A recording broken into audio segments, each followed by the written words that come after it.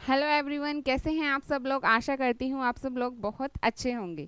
आज मैं आप सभी के लिए लेकर आई हूँ कैलेंडर की फर्स्ट क्लास, जिसमें हम बहुत बेसिक सी चीज़ों को सीखेंगे। अब बात करें कैलेंडर की, अगर आप किसी भी कॉम्पिटिटिव एग्ज़ाम की तैयारी कर रहे हैं, चाहे वो एसएससी हो, चाहे वो यूपी पुलिस हो, चाहे वो दिल्ली पुलिस हो, जीडी हो, इन सभी एग्ज़ाम के लिए जो आपका चैप्टर है कैलेंडर, वो बहुत इंपॉर्टेंट रोल रखता है, क्योंकि बहुत अच्छे क्वेश्चन इससे पूछे जाते हैं। और जो क्वेश्चन पूछे जाते हैं वो आपके बेस्ड होते हैं ग्रिगोरियन कैलेंडर पर। अब ग्रिगोरियन कैलेंडर के बारे में अगर आप जानना चाहते हैं कि कहाँ से स्टार्ट हुआ, कब से शुरू हुआ, कैसे हुआ, क्या चेंजेस हुए, इन सभी को अगर आप समझना चाहते हैं, जानना चाहते हैं, तो उसकी वीडियो आपको हमारे यूट्यूब चैनल पर मिलेगी, वहाँ जाकर आप देख सकते हैं। तो आइए शुरू करते हैं हम आज की अपनी फर्स्ट क्लास।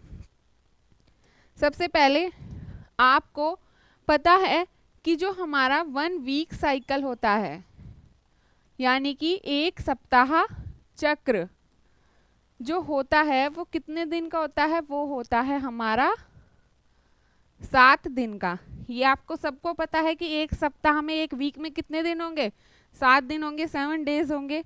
तो जो हम क्वेश्चन करने वाले हैं, जो भी हम बेसिक चीज़ें करने वाले हैं, इसी का हम यूज़ करके करने वाले हैं। आइए देखते हैं कैसे। हम पहला क्वेश्चन देखते हैं, बेसिक सा। अगर मैं आपसे कहूँ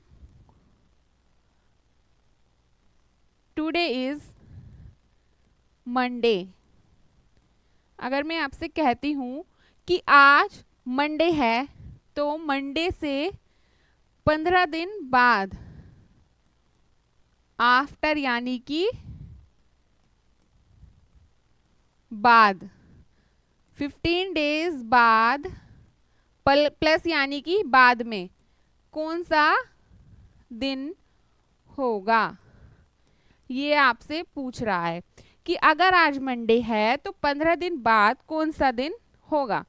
अब देखते हैं हम इसे कैसे करेंगे।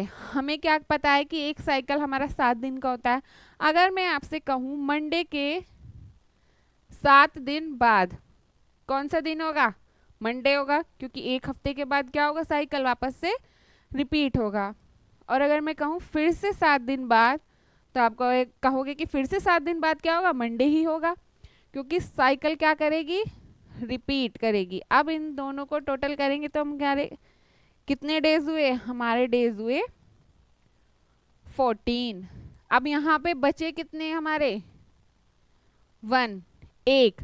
अब साइकिल से कंप्लीट होने के बाद, साइकिल जब हमारा कंप्लीट हो जाए 1 वीक का, उसके कंप्लीट होने के बाद जो भी एक्स्ट्रा हमारा बचे, वही क्या होंगे, हमारे ऑड डेज। ठीक है, इसे ही हम कहेंगे ऑड डेज। अब आंसर भी हमारा यही होगा। कैसे होगा, जो भी हमारा एक्स्ट्रा बचेगा दिए गए डे में ऐड करके हमारा वही आंसर आने वाला है। तो अगर आप मंडे में 1 प्लस करोगे, आंसर होगा ट्यूसडे। आंसर क्या होगा आपका, ट्यूसडे। अब आप इसे एक दूसरे पैटर्न से भी कर सकते हैं। कैसे, आइए देखते हैं उसे भी। यहाँ जितने भी हमें दिन दिए हैं, ठीक है, जैसे हमें दिए हैं 15, उसे हम क्या करेंगे, 7 से डिवाइड करेंगे। 7 से क्यों डिवाइड करेंगे, क्योंकि हमें पता है एक वीक में कितने दिन है, 7 दिन है, इसलिए हमें 7 से ही डिवाइड करेंगे। 7 से डिवाइड करने के बाद रिमाइंडर बचा हमारा 1। ठीक है, अब ये जो रिमाइंडर बचा मैंने अभी बताया, यही क्या है हमारा, यही है हमारा ऑड डेज या विषम दिन। इसे आप इंग्लिश में कहते हैं ऑड डेज और हिंदी में कहेंगे विषम दिन। अब ये ऑड डेज कौन कौन से हो सकते हैं पहले ये देखेंगे। जैसे ऑड डेज कौन कौन से हो सकते हैं, ऑड डेज हमारे हो सकते हैं 0 से 1, 2 और 6 तक। 0 to 6, ये इन्हीं के बीच में जो आएगा हमारा वही सिर्फ हमारा ऑड डेज होगा।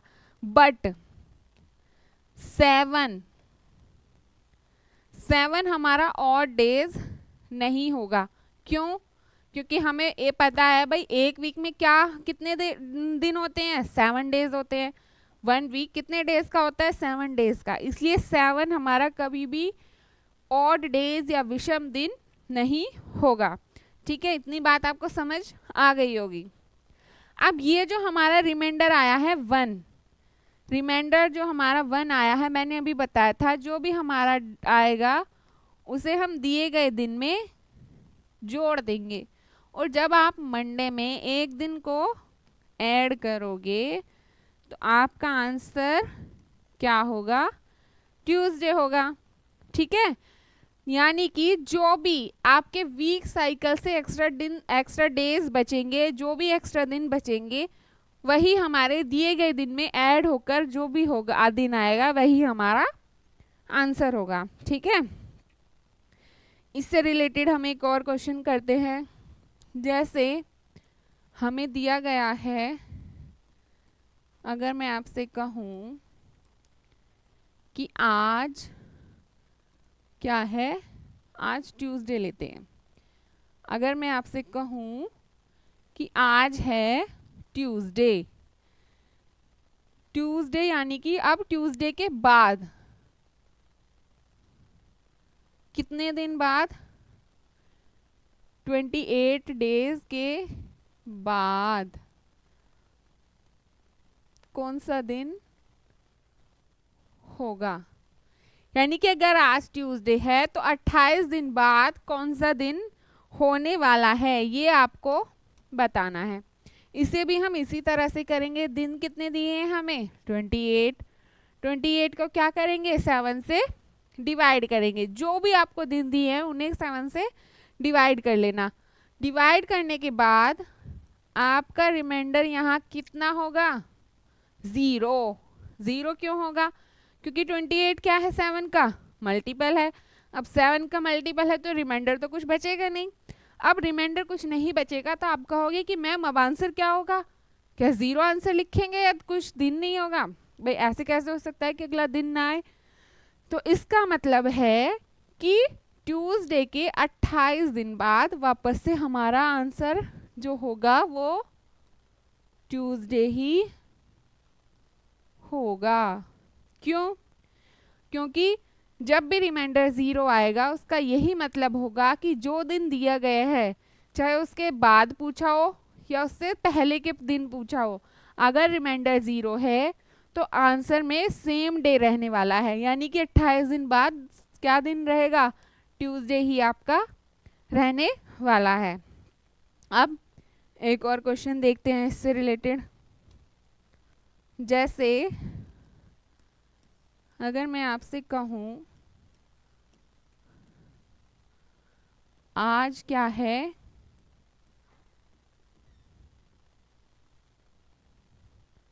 अगर मैं आपसे कहूँ आज है मंडे और ये आपसे कहे कि 321 दिन बाद कौन सा दिन होगा, आफ्टर यानी बाद में, तो इसे भी कैसे करेंगे हम, इसे भी हम इसी तरीके से सॉल्व करेंगे।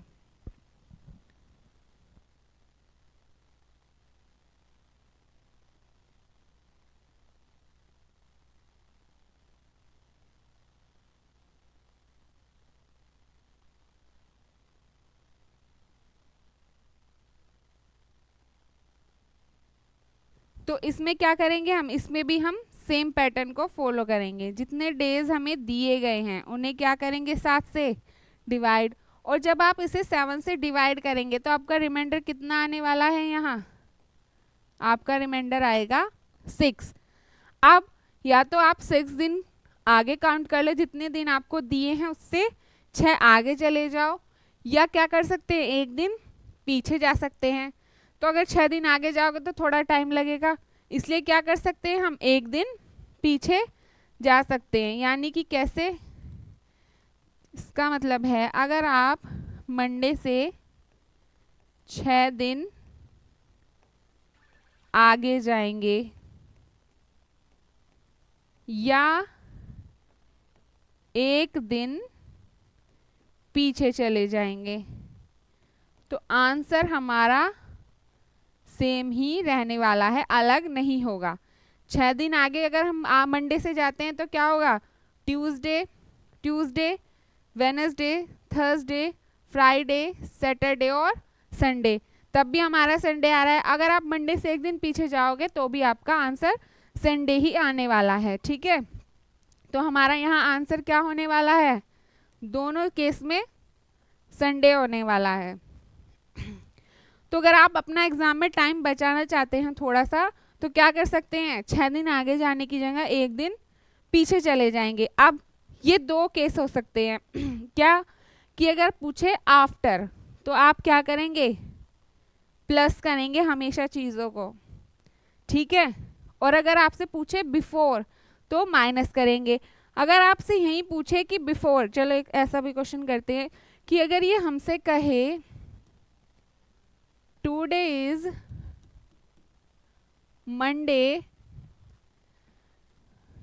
यहां है केस बिफोर का, अभी तक हमने कैसे किए थे, आफ्टर वाले, ये है पहले। ये कह रहा है कि 321 दिन पहले क्या दिन होने वाला है। अभी उसने पूछा था बाद में, अब ये पूछ रहा है कि पहले। अगर आज मंडे है तो 321 दिन पहले कौन सा दिन होगा।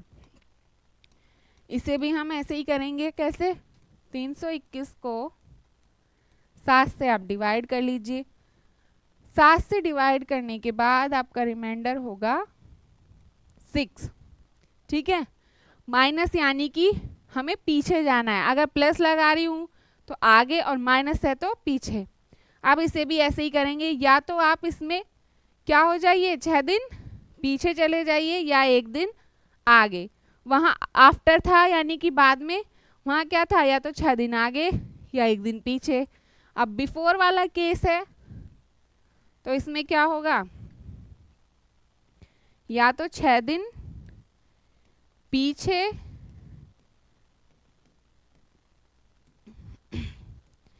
या फिर 1 दिन आगे।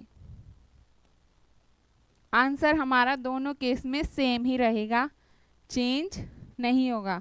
या तो 6 दिन पीछे जाएंगे मंडे से, या 1 दिन हम मंडे से आगे चले जाएंगे, ठीक है। तो अगर हम मंडे से 1 दिन आगे जाएंगे तो हमारा आंसर क्या हो जाएगा, हमारा आंसर होगा इसमें ट्यूसडे।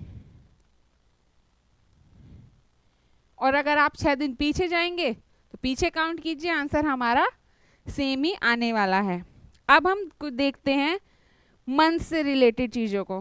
मंथ से रिलेटेड चीज़ें कैसे, यानी कि किस मंथ में कितने डेज होते हैं।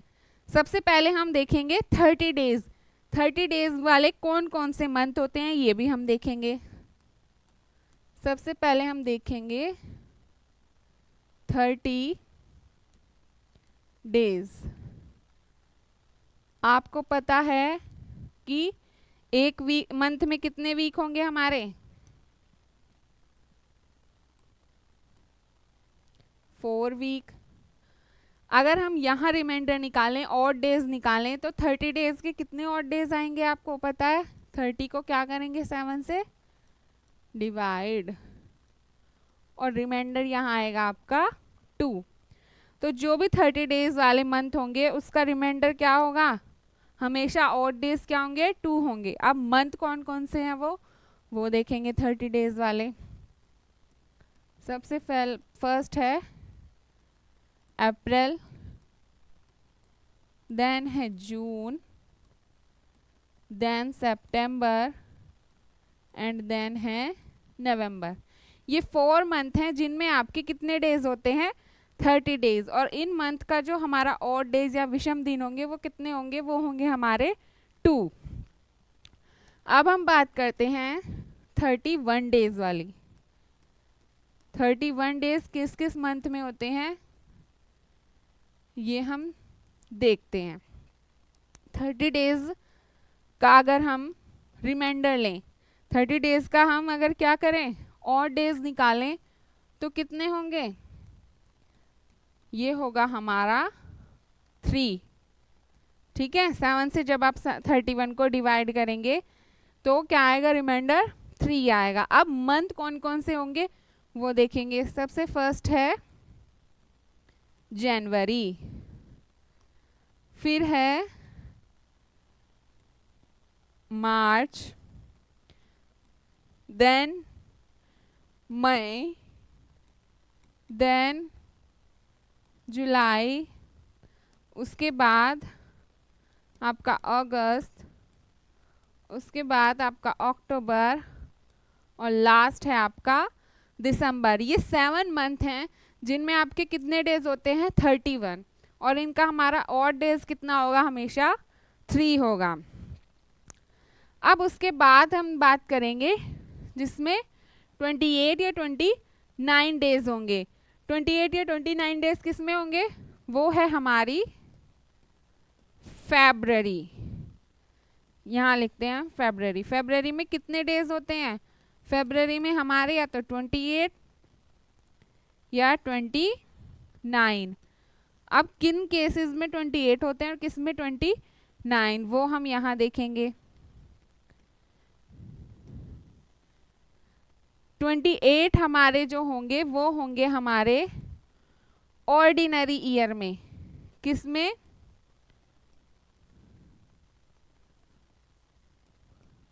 Ordinary year. ऑर्डिनरी ईयर को आप क्या बोल सकते हो, साधारण वर्ष। हिंदी में क्या बोलेंगे, साधारण वर्ष। ठीक है, और सेकंड है हमारा लीप ईयर, जिसे आप हिंदी में कहते हैं या तो लीप ही कहेंगे या इसे कहेंगे अधिवर्ष, लीप वर्ष या अधिवर्ष। अब हमें पता है कि लीप वर्ष में कितने डेज होते हैं और ऑर्डिनरी ईयर में, कितने डेज होते हैं, फरवरी में 28 डेज। ठीक है, और जब हम 28 को डिवाइड करेंगे यानी कि रिमाइंडर निकालेंगे तो हमारा रिमाइंडर कितना होगा, रिमाइंडर होगा 0। ठीक है, यानी ऑर्डिनरी ईयर में जो हमारी फरवरी होगी उसका रिमाइंडर कितना होगा, 0। और लीप ईयर में हमें पता है कितने डेज होते हैं, 29। तो यहाँ हमारा रिमाइंडर कितना हो जाएगा, यहाँ हमारा रिमाइंडर होगा 1। ऑर्डिनरी में 0 और लीप में 1। अब आप कहेंगे कि ऑर्डिनरी ईयर क्या होता है और लीप ईयर क्या होता है। तो ऑर्डिनरी ईयर वो ईयर होगा जो 4 से डिविजिबल नहीं होता। जो भी ईयर 4 से डिविजिबल नहीं होंगे वो आपके होंगे ऑर्डिनरी ईयर। जैसे 2015 ये 4 से डिविजिबल नहीं होगा, तो ये कैसा ईयर है आपका, ऑर्डिनरी ईयर। लीप ईयर कौन से होंगे, लीप ईयर वो ईयर होंगे जो आपके 4 से कंप्लीटली डिवाइड हो जाएं, जैसे 2020। ठीक है, तो वो होंगे आपके लीप ईयर। ऑर्डिनरी ईयर कौन से होंगे, नोट यहाँ लिख देती हूँ मैं, note divisible, note divisible by 4, यानी कि 4 से डिवाइड नहीं होगा। और जो हमारा लीप ईयर है ये क्या है, 4 से डिविजिबल होगा। ठीक है, ये डिफरेंस है हमारा ऑर्डिनरी ईयर में और लीप ईयर में। तो आज की क्लास में हम यहीं तक रखेंगे, इससे आगे हम पढ़ेंगे अपनी नेक्स्ट क्लास में। आशा करती हूँ आपको ये क्लास अच्छी लगी होगी, समझ आई होगी। अगर आप हमारे YouTube चैनल पर नए हैं और अभी तक चैनल को सब्सक्राइब नहीं किया है तो जल्दी से चैनल को सब्सक्राइब करें और अपने दोस्तों के साथ शेयर करना ना भूलें। Thank you.